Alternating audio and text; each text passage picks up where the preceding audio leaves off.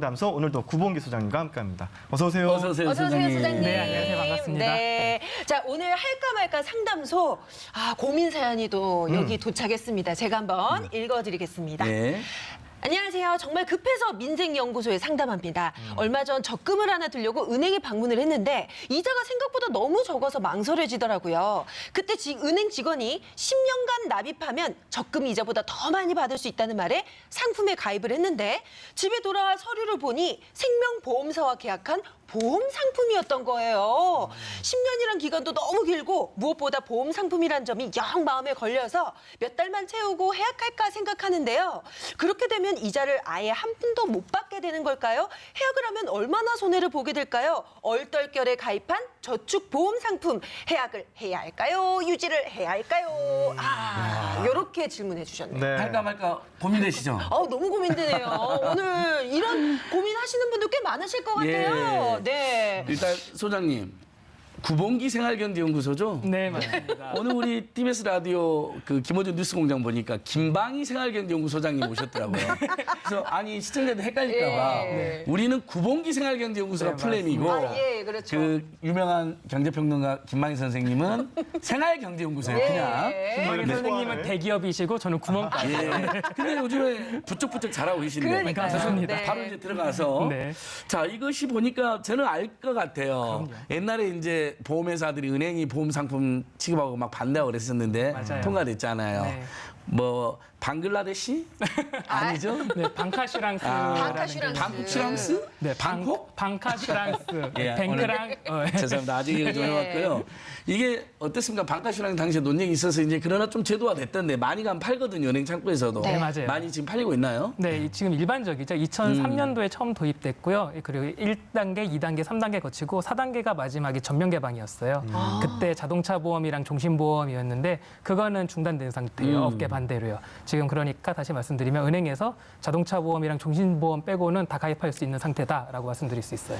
예, 그러니까 자동차 보험, 종신보험 빼고 네. 웬만한 뭐 생명보험이라든지 뭐 안보험, 실손보험 얼마가 다 저축성 보험도 은행에서 다 네. 돼버린다는 거잖아요. 그리고 여기서 이제 저축성 보험이잖아요. 네. 전 이건 옛날에 가입해봐서 압니다. 그래요? 이게 뭐냐면 보통 사람들이 보험 가입할 때 예. 나중에 은행 적금처럼 이자가 많이 붙어서 돌려받을 수는 없을까? 왜냐하면 중간에 사고가 안 나면 이런 고민하거든요. 네네. 그걸 이제 끼어든 상품이라고 하시는데. 그러니까 원금 손실 네. 뭐 이런 거 따져보잖아요. 근데 예. 적금 원금 손실 없잖아요. 보험 예. 원금 손실. 근데 우리가 다 보면 안 돼. 그 소장 뭐로 먹고 살아라고. 자, 요 사례 네. 분명히 이제 목돈 마련하려고 한 건데. 네, 맞아요. 그 보험은 사실은 적금은 이자가 좀 최근에 저금리갖고 네. 잘 찾아다니면 2.5%? 짜죠. 찾기 어렵죠. 네. 요즘은 이자 네. 굉장히 낮죠. 근데 저축성 보험이 금리 조금 더 준다니까. 네. 어때야 됩니까 이거? 표면적으로는 어떻게 해야 그래요. 돼요? 우선 사연자분 지금 네. 상담에 대해서 결과부터 말씀드리면요. 네. 해약하세요. 그것도 무조건 해약하시고 당장 해약하세요. 제가 무조건 네. 당장 해약해라. 네. 저축보험이 지금 가입해보고 한 달치 내고 왔다. 한 달치 내고 왔다. 사연자분께서 사실은 저한테 그 자료를 보내주셨어요. 그래서 제가 조금 살펴봤는데요. 네. 그 젊은 분이시더라고요. 그리고 제가 지금 사회에서 지금 활동하고 있는 게 이런 상담들을 주로 해드리는 건데 그때마다 사람들이 물어보세요. 소장님, 최고로 좋은 금융상품이 뭐예요? 라고 하면 전 대답을 못해요. 헷갈려서요. 네네. 근데 최악의 금융상품은 뭐예요? 라고 하면 저는 1초도 쉬지 않고 저축성 보험이라고 설명드려요. 네, 왜 그런지를 설명드릴게요. 예. 네. 이 수수료 체계가요. 살인적이에요, 거의. 제 그림을 보면서 설명드리는 게 나을 것 같아요. 네. 준비된 그림 있으면 보여주시겠어요? 네네. 네, 일단 말씀해 주시죠. 어떤 내용일까요? 네. 우리들은요 보험에 가입할 때 이 상담자분도 그렇고요. 지금 원금을 내면요, 내가 지금 이분 50만 원씩 내고 계시더라고요. 네. 50만 원을 내면 거기에다 이자 %가 붙는다고 알고 계세요? 그렇죠. 50만 원에 대한 네. 내가 낸 돈에 대한 이자가 붙는다 그렇죠, 생각하죠. 그렇죠. 이게 우리가 일반적으로 알고 있는 예적금 이자가 붙는 방식이에요. 네. 근데 보험사에서 판매하는 그 은행에서도 같이 판매하는 그 저축성 보험 같은 경우는요, 내가 그 내는 50만 원에서 이런저런 이자들을 다 빼고요, 나머지 부분에다가 이자 %를 붙여주세요. 근데 이런 설명들이 별로 없으세요. 보통 그 수수료로 떼어가는 양이요, 그 5% 이상.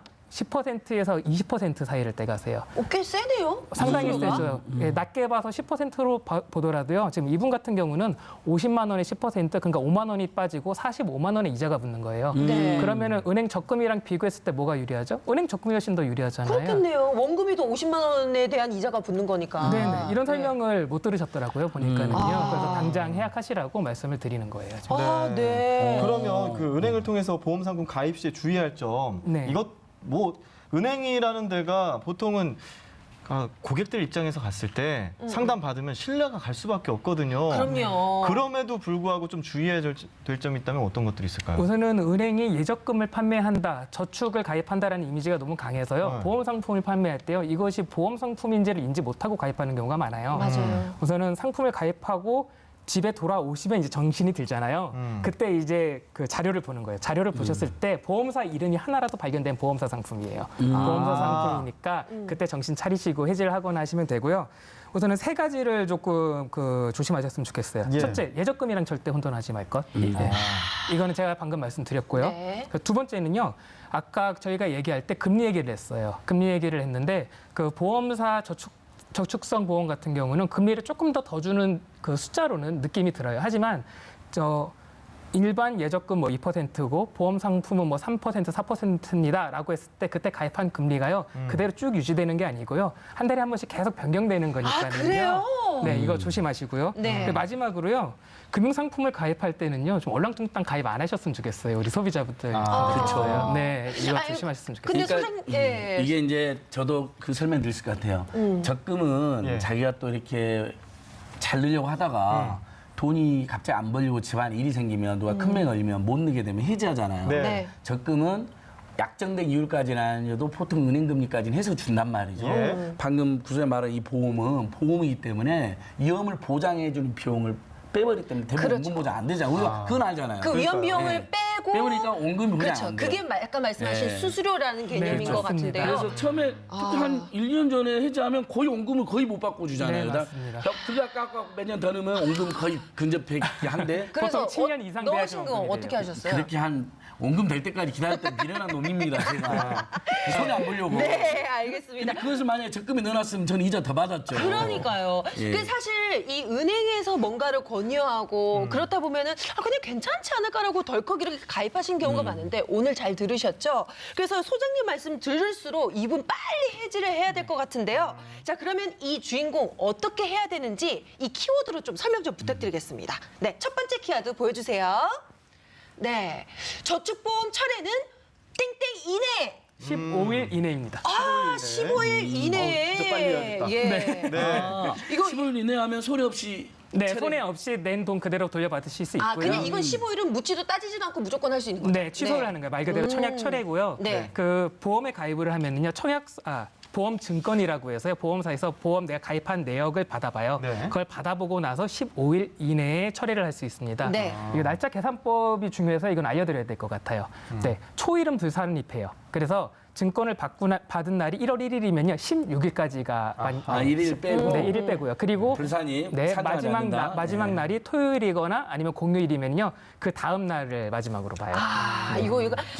여러분 계산 잘 들으셨죠? 자, 두 번째 키워드도 볼까요? 네. 보여주세요. 네, 상품 설명 제대로 듣지 못했다면 네모 이내에 취소 가능. 네, 뭔가요? 이거는 3개월입니다. 3개월. 네. 그러니까 불안전 판매에 대한 징계로 3개월까지 권리를 주는 거네요. 네, 그런 맞습니다. 거죠? 이른바 품질 보증이라고 합니다. 예. 네, 약관에 있는 내용을 제대로 전달받지 못하거나 아니면은 그 약관을 받지 못하거나 청약서에 자필 서명 같은 것들을 안 하면 되는데요. 네. 지금 이 경우는 설명을 제대로 못 들었기 때문에요. 네, 말씀하시면은 내셨던 돈 그대로 다시 돌려받을 수 있으세요. 네. 네. 예. 세 번째 키워드는요. 네, 다음 키워드요. 보여주세요. 네, 저축보험 가입했는데 상품 이름에 네모가 있다면 사기? 뭔가요? 종신입니다. 종신. 이거는 정말 중요해서 제가 좀 예. 빠르게 좀 말씀드릴게요. 이거는 우선은 방카슈랑스 상품에는 해당이 안 돼요. 하지만 너무 중요해서 제가 꼭 넣어달라고 부탁을 드린 내용입니다. 네. 그 저축성 보험인 줄 알고 가입했는데 저축성 보험이 아니고 보장성 보험인 경우가 있어요. 왜냐하면 보장성 보험의 판매 수당이 훨씬 더 높아서요. 소비자들을 속이는 행위예요. 그래서 제가 사기라고 단어를 넣어주세요. 세게 이렇게 부탁을 드린 건데요. 네. 이거를 감별하는 법을 알려드릴게요. 네. 금융상품은요. 그 이름을 보면요. 그 상품 상품의 특징들이 다 나와요. 지금부터 그 시청자분들께서는요, 내가 저축성 보험에 가입했다고 믿고 있는 상품을 펼쳐보시고요. 이름에 종신이라는 단어가 있는지를 보세요. 네. 그러면은 잘못 가입하신 거예요. 종신 여러분 빨리 종신은 체크해 보장성 보셔야겠네요. 보험이다. 네, 네. 그리고 보장성 보험이 판매 시장이 더 높은 것은 저축성 보험은 나중에 이제 저축처럼 돼가지고 네. 원금 플러스 알파로 돌려줘야 되니까 네. 판매 시장이 더 낮은 거고 보장성 보험은 내가 낸 돈 대비 더 덜 받게 되니까, 덜 받게 되니까 네, 수당이 훨씬 더 높고요. 그렇죠.